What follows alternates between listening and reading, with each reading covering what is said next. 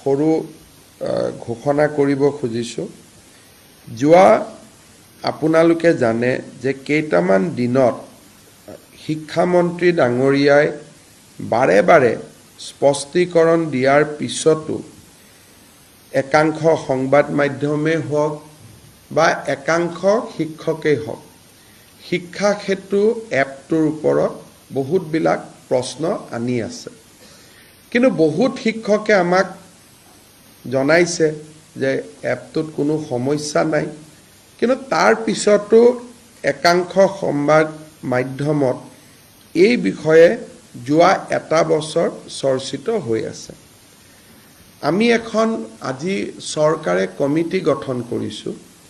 এই কমিটিখনত 3জন ব্যক্তি থাকিব। প্ৰফেচাৰ পৰমেশ্বৰ আয়াৰ, তেখেত dean IIT Guwahati, professor Sarat Kumar Patra, তেওঁ director Indian information of technology Guwahati, doctor Hiten Choudhury, তেওঁ কটন কলেজৰ head of the department computer science and information technology. অৰ্থাৎ ৰাজ্যত ইনফৰমেশ্যন টেকনলজিৰ ওপৰত যদি কোনোবা বিশেষজ্ঞ বা কম্পিউটাৰৰ ওপৰত যদি আমি বিশেষজ্ঞ বুলি কওঁ, এওঁলোকতকৈ আৰু ওপৰত বিশেষজ্ঞ আজিৰ দিনত হয়তো আমাৰ ৰাজ্যত 2-4জন থাকিলেও ফটক কৰি পাবলৈ টান হ'ব। এই 3জন ব্যক্তি আৰু য'ত director elementary education will be the member secretary. Director elementary এডুকেশ্যনে মেম্বাৰ ছেক্ৰেটাৰী হিচাপে কাম কৰিব শিক্ষা সেতুৰ গুণগত মানদণ্ডৰ ওপৰত। এটা কোনোবাই সময়ত স্কুলত যাব বেয়া পায়, সেইটো এটা বেলেগ কথা। শেষলৈকে স্কুলত থাকিব দিলে বেয়া পায়, সেইটো এটা বেলেগ কথা। কিন্তু একাংশ সংবাদ মাধ্যমে কৈ আছে নহয় গছৰ ওপৰত উঠি এটেণ্ডেঞ্চ দিব লাগে। এতিয়া যিসকলে এপটো পৰিচালনা কৰিছে তেওঁলোকে মোক জনাইছে যে এইবোৰ একো কৰিব নালাগে, ৰেকৰ্ডখিনি লৈ ল'ব, 4টা বজাৰ পিছত ঘৰত আহিও বস্তুখিনি আপলোড কৰি দিব পাৰি। কোনো গছত বা ঘৰত উঠাৰ কোনো প্ৰয়োজন নাই। কিন্তু গোটেই শিক্ষা ব্যৱস্থাটো যোৱা কিছুদিনৰ পৰা এনেকুৱা এটা পৰিৱেশ কৰি দিয়া হৈছে যে মানে একেবাৰে যেন গভৰ্ণমেণ্টে এটা তগলকি নীতি চলাই আছে। আমি সকলো এটা কথা বুজিব লাগিব যে অসমৰ আটাইতকৈ দৰিদ্ৰ ছাত্ৰ ছাত্ৰীসকল চৰকাৰী স্কুলত পঢ়ে। আটাইতকৈ দুখীয়া ল'ৰা ছোৱালী চৰকাৰী স্কুলত পঢ়ে। আৰু তেওঁলোকক যদি আমি ন্যায় দিব নোৱাৰোঁ, শিক্ষাই অসমতাৰ সৃষ্টি কৰিব। অকল ধনী মানুহৰ ঘৰৰ ল'ৰা ছোৱালী ডাক্তৰ হ'ব, ইঞ্জিনিয়াৰ হ'ব, আৰু দুখীয়া মানুহৰ ঘৰৰ ল'ৰা ছোৱালী কেতিয়াও ডক্টৰ ইঞ্জিনিয়াৰ হ'ব নোৱাৰিব। গান্ধীজীয়ে কৈছিল যে শিক্ষাই সমতাৰ সৃষ্টি কৰে। Education has a equalising effect in our society. কিন্তু যদি চৰকাৰী শিক্ষকসকল স্কুলত নাযায়, তে শিক্ষাই ইমান এটা ডাঙৰ অসমতাৰ সৃষ্টি কৰিব যে সেই অসমতা আমি দূৰ কৰিব নোৱাৰোঁ। আজি মই এটা উদাহৰণ দিছোঁ। প্ৰতিদিন বাতৰি কাকতখনে এই ধৰণৰ কথা লিখে, গছৰ ওপৰত উঠে, গছৰ তলত উঠে। কিন্তু তেওঁৰ বা মোৰ 2টা ল'ৰা ছোৱালীয়ে প্ৰাইভেট স্কুলত পঢ়িছোঁ। গতিকে এই দুখীয়া দৰিদ্ৰ চৰকাৰী স্কুলত পঢ়া ল'ৰা ছোৱালীৰ যিটো প্ৰয়োজনীয়তা যে শিক্ষক এজন তেওঁলোকৰ বাবে মৌলিক অধিকাৰ, শিক্ষকজন তেওঁলোকৰ মৌলিক অধিকাৰ, that is their fundamental rights.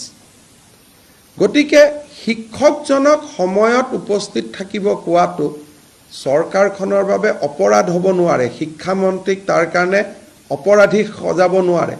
কিন্তু যদি এপটোত কিবা ভুল আছে, ডেফিনেটলি আমি ঠিক কৰিব লাগিব।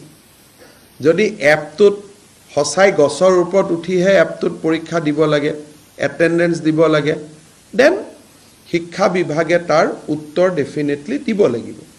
আৰু শিক্ষা বিভাগো ৰাইজৰ কাঠগড়াত থিয় হ'ব লাগিব।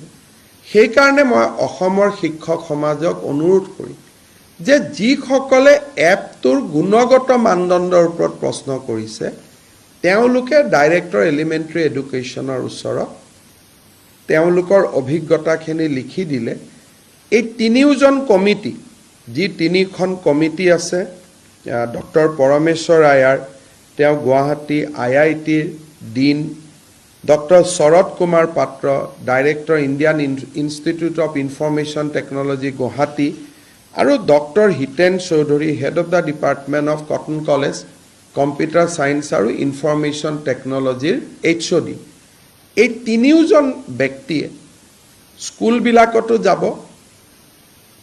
এপটো নিজে চলাই চাব তাত কিবা ভুল আছে নেকি আৰু শিক্ষকসকলৰ কথাও শুনিব আৰু তেওঁলোকে আমাক সাজেশন দিব যে এপটোক যদি কিবা ভুল আছে আমি কেনেকৈ তাক ইমপ্ৰুভ কৰিব পাৰোঁ কিন্তু সময়ত যোৱা আৰু সময়ত স্কুলৰ পৰা অহা ইলেকশ্যনত লাগিলে আমাক ভোট দিয়কে বা নিদিয়ক সেই বেসিক নিডটোত আমি কম্প্ৰমাইজ কৰিব নোৱাৰোঁ কাৰণ সি যদি কৰোঁ তেতিয়াহ'লে আমি মুখ্যমন্ত্ৰী আৰু শিক্ষামন্ত্ৰীৰ আসনত বহাৰ আমাৰ কোনো অধিকাৰেই নাথাকিব কাৰণ আমি ইয়াতে অসমৰ লাখ লাখ চৰকাৰী বিদ্যালয়ত পঢ়া দৰিদ্ৰ শিক্ষাৰ্থীসকলৰ বাবে আমি ৰাজনীতি কৰিছোঁ গতিকে আমি যদি বেসিক কথাটোত কম্প্ৰমাইজ কৰোঁ তেতিয়াহ'লে আমি ৰাজনীতি কৰিবই নোৱাৰোঁ কিন্তু যদি এ সেকশন অফ টিচাৰ্ছ তেওঁলোকৰ যদি সঁচাকৈয়ে কিবা অভিযোগত মেৰিট আছে তাক শুনাটো আমাৰ দায়িত্ব তাক শুনা তাক নিৰাময় কৰা আমাৰ দায়িত্ব গতিকে মই ৰাজ্যৰ শিক্ষক সমাজক আমাৰো ভুল থাকিব পাৰে মই নকওঁ যে আমি একেবাৰে ভুল কৰিব নোৱাৰা মানুহ আমাৰো ভুল থাকিব পাৰে কিন্তু এপটোৰ যদি গুণগত মানদণ্ডৰ ওপৰত কিবা ক'বলগীয়া আছে তেওঁলোকে ক'ব পাৰিব আৰু এই তিনিওজনীয়া কমিটিক মই ৰাজ্যৰ তিনিখন চৰৰ বিদ্যালয়ত গৈ চৰ চাপৰি বিদ্যালয়ত গৈ তিনিখন পাহাৰৰ বিদ্যালয়ত গৈ তিনিখন পাহাৰ তিনিখন চৰ আৰু তিনিখন আমাৰ একেবাৰে পিছপৰা অঞ্চলৰ স্কুলত গৈ এপখিনি ৰাতিপুৱা সেই সময়টোত নিজে ব্যৱহাৰ কৰি আমাক পৰামৰ্শ দিবলৈ মই আহ্বান জনাইছোঁ কমিটিখনৰ লগত ময়ো কথা পাতি ল'ম জুলাই মাহৰ 31 তাৰিখলৈকে যেহেতু গৰম বন্ধ থাকিব সকলো শিক্ষকক এই কমিটিত মই তেওঁলোকৰ অভিজ্ঞতা কমপ্লেইন দিবৰ বাবে মই অনুৰোধ কৰিম অহা কালি বা পৰহি পেপাৰত ইমেইল একাউণ্ট আদি কমিটিয়ে দি দিব আৰু আমি নিৰপেক্ষভাৱে এই কমিটিখনৰ প্ৰতিবেদন অহা 1 ছেপ্টেম্বৰত ৰাইজৰ আগত আমি প্ৰকাশ কৰিম যে কিবা যদি বেয়াও দেখিছে এপটোত আমাক কি ক'ব তেওঁলোকে ক'ব যে দুটা আৰু ইয়াত প্ৰভিজন সোমাই লওক দুটা ভাল সফটৱেৰ আনক ভাল কৰক ভাল কৰাটো আমাৰ কোনো আপত্তি নাই সো উইল ডু দ্যাট মই ভাবোঁ যে এই ব্যৱস্থাৰ পিছত ৰাজ্যৰ শিক্ষা ব্যৱস্থাত যোৱা এটা বছৰ ধৰি যিকোনো কাৰণতে সৃষ্টি হৈ থকা তিক্ততাৰ অৱসান ঘটিব আৰু শিক্ষামন্ত্ৰী ৰনোজ পেগু ডাঙৰীয়াৰ লগতো মই কথা পাতিছোঁ তেওঁ কৈছে যে মোৰ কোনো আপত্তি নাই মুখ্যমন্ত্ৰীয়ে যদি এনেকুৱা কমিটি এটা গঠন কৰি দিয়ে মই আদৰণি জনাম আৰু এই কমিটিটো শিক্ষা বিভাগৰ পৰিৱৰ্তে মই নিজে পিক কৰিছোঁ যাতে ই সম্পূৰ্ণ নিৰপেক্ষ